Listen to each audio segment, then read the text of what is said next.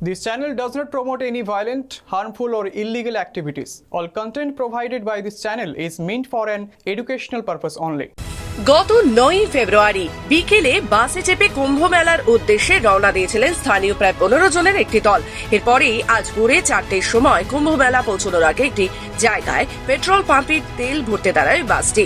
সে সময় বাস থেকে নামেন ওই 3 জন মহিলা, বছর 45-এর জাগরী মাহাতো, বছর 44-এর আলপনা মাহাতো ও বছর 65-র কুন্তি মাহাতো।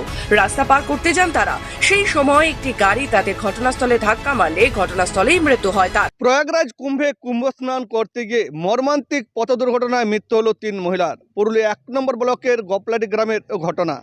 জানা যায় আজ মঙ্গলবার ভোর 4:30 নাগাদ প্রয়াগরাজ কুম্ভ থেকে 10 কিলোমিটার আগে তাদের একটি বাস দাঁড়ালে সেই বাস থেকে নেমে রাস্তা পারাপার করার সময় একটি ট্রাকে পিষ্ট হয়ে মৃত্যু হয়ে যায় ওই 3 জনের।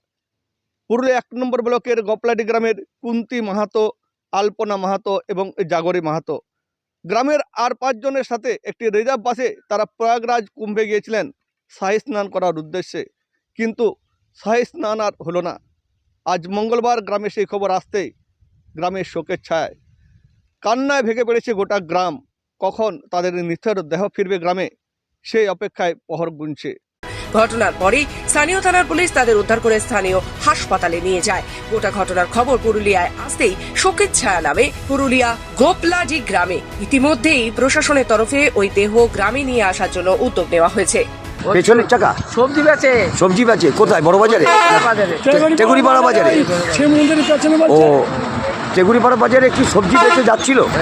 বাড়ি যাচ্ছিল মাঠপাড়ায় বাড়ি, মাঠপাড়া। মুকুন্দপুর। ওর নাম কি? স্বপন নন্দী। বয়স কেন হবে? 60-এর উপরে, 60-65 হবে। লরির ধাক্কায় মারা গেল না? আমরা আনঅফিসিয়ালি খবরটা পেয়েছি। আমরা কনসার্ন থানার সঙ্গে যোগাযোগ করছি যাতে এটাকে ফেসিলিটেট করা যায়, প্রসেসগুলো তাড়াতাড়ি করা যায় এবং